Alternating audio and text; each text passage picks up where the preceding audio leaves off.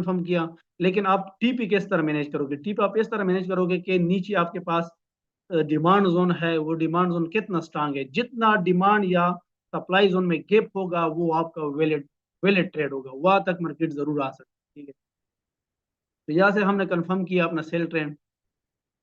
तो अभी हम बॉडी क्लोजिंग पे बात करते हैं, बॉडी क्लोजिंग क्या होती है। देखिए, ये जो है,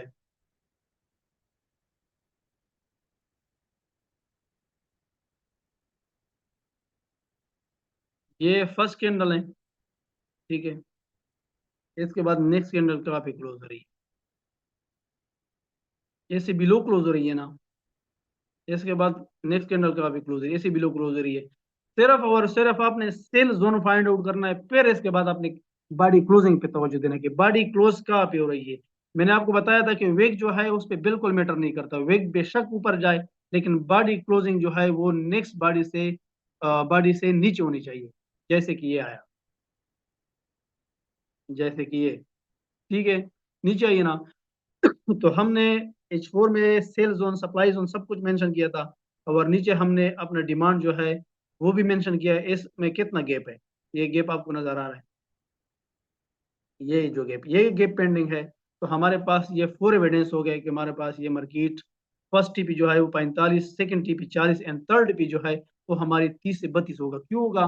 क्योंकि हमारे पास 39 से लेकर 32 तक ये हमारे पास एक गैप पड़ा है। ठीक है, अभी हम इसको देखते हैं कि क्या होता है।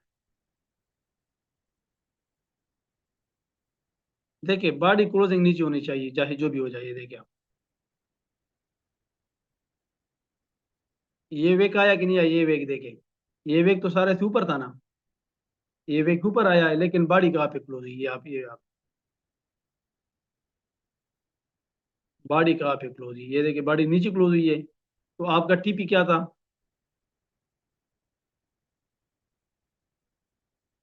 तो आपका टीपी क्या था?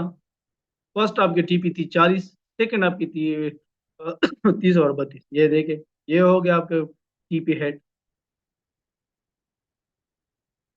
ये आपका टीपी हेड होगा। ठीक है, इसके बाद अभी आपको ग्रीन कैंडल नजर आ रही है, लेकिन आपने क्या करना है, आपने सिर्फ ये जो एक है, आपने सिर्फ ये मेंशन करना है कि रिसेंटली जो एक आया, रिसेंटली वेक जो है, इससे नीचे बॉडी नहीं क्लोज होनी चाहिए चाहे जो भी हो जाए।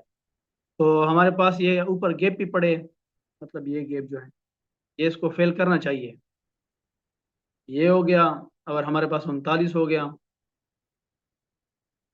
तो ये हमारे पास अगर यहाँ से हम बाय ले रहे तो 39, 40, 45 ये हमारे पास, ये हमारी टीपीज होगी।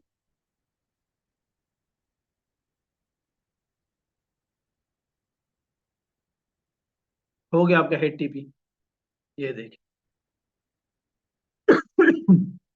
बॉडी कंसेप्ट आपको क्लियर हुआ? ये आपके फर्स्ट ग्रीन कैंडल है, मैंने कहा था कि सेल जोन पे आपके पास ग्रीन कैंडल के बाद रेड कैंडल आनी चाहिए, सेल कैंडल। बाय जोन में आपके पास ग्रीन कैंडल आनी चाहिए, लेकिन इसके बाद नेक्स्ट कैंडल जो आएगी वो एबो क्लोजिंग, चाहे इसके बाद ग्रीन कैंडल के बाद रेड कैंडल आए, लेकिन बॉडी ग्रीन कैंडल से ऊपर होनी चाहिए। ये हो गया आपका टीपी हेड, क्योंकि यहाँ पे मार्केट स्टॉप है। तो आगे हमारे पास क्या होना है, मार्केट क्या करेगा? अगर 40 को ब्रेक करता है तो हमारे पास क्या है ये, 45 से लेकर 48 तक एक गैप है, वो भी पेंडिंग है, जो कि ये है, ये आप देख सकते हैं। ठीक है, तो ये भी फेल कर सकता है। अगर इसको ब्रेक कर सकते तो हमारे पास क्या है, 51 से लेकर 48 तक ये भी एक गैप है, वो भी इसको फेल कर सकता है। तो अगर किसी चीज़ की समझ ना लगी हो फिर भी आप मुझसे पूछ सकते हैं, बार बार पूछिए, कोई मसला नहीं, क्योंकि मेरा भी रिवीजन हो जाएगा। मैं काफ़ी टाइम से कोशिश कर रहा था कि मैं क्लास दूं। तो ये मेरे जो खुद का स्ट्रेटजी है, ये आपको यूट्यूब में कहीं भी नजर नहीं आएगी, ना कहीं मिलेगी, क्योंकि इसके ऊपर मैंने काफी वर्क किया है। तो इसके बाद इसमें कुछ चीज़ें और भी है, वो थोड़ा कॉम्प्लिकेटेड हो जाएगा, लेकिन इंशाल्लाह वो मैं भी शेयर करूंगा, जो कि हमारे, मैं उसको अपोजिट कैंडल कहता हूँ। हम्म,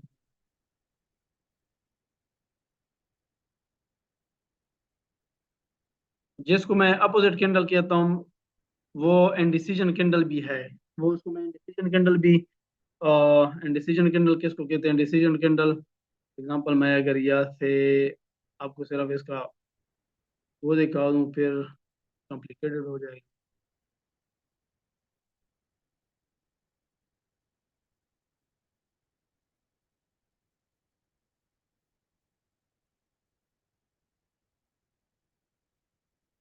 तो ये हो गया हमारे पास body closing concept and supply. हम सप्लाई किस तरह मेंशन करेंगे और इसके बाद टीपी जो है वो किस तरह मेंशन करेंगे। देखिए मार्केट जो है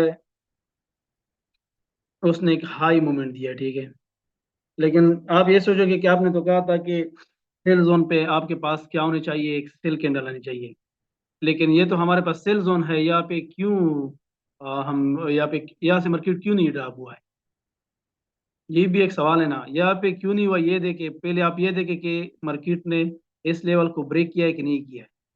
अगर ये जोन ब्रेक ना होता, बॉडी नीचे क्लोज होता तब ये वेल ट्रेड किया से सेल आ जाता, लेकिन इसने ब्रेक किया है, अपोजिट कैंडल आई है, अपोजिट कैंडल आई है, इसके बाद नेक्स्ट कैंडल जो है वो ग्रीन कैंडल आई है, लेकिन इसको इसने क्या किया है, इसको इनगल्फ किया है।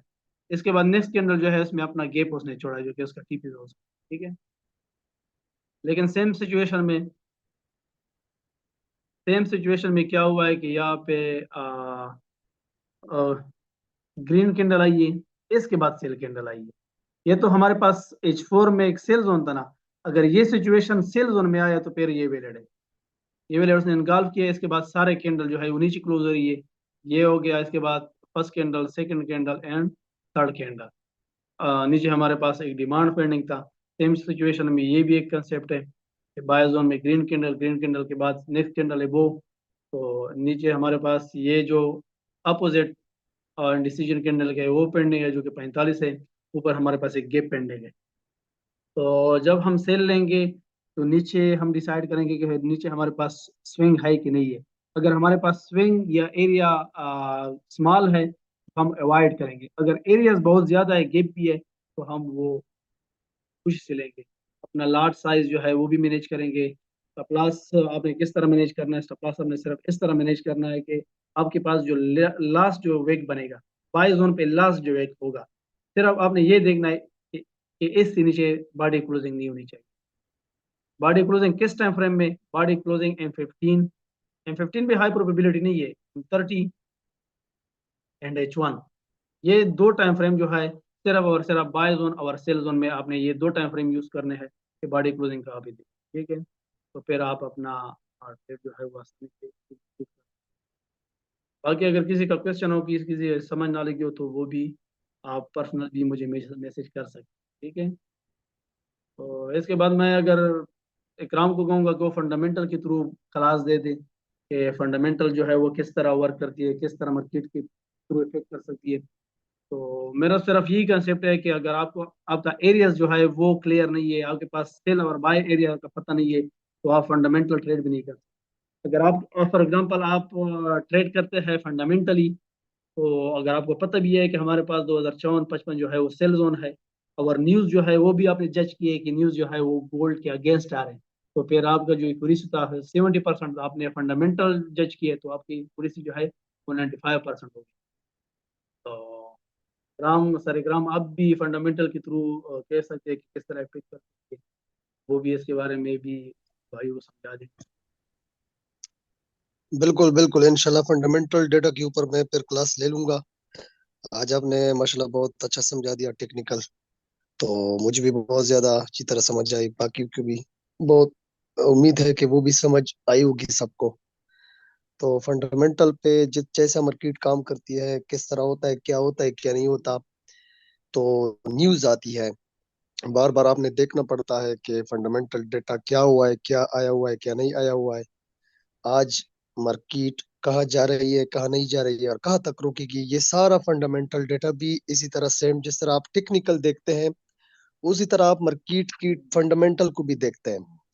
तो फंडामेंटल में आपके पास रेजिस्टेंस भी होता है, सपोर्ट भी होता है, और कभी कभार इस तरह न्यूज भी आ सकती है कि अबव ये नहीं जाएगा, तो वहां से मार्केट रिजेक्टेड होता है। तो वो फंडामेंटल डेटा को देखते हुए आपके पास डर खत्म हो जाता है कि 2065 है हमारे पास, तो ये 2065 से आगे नहीं जाता। तो इस वजह से फंडामेंटल आपकी हेल्प कर लेता है, फिर वो आप टेक्निकल चार्ट के साथ मैच कर लेते हैं।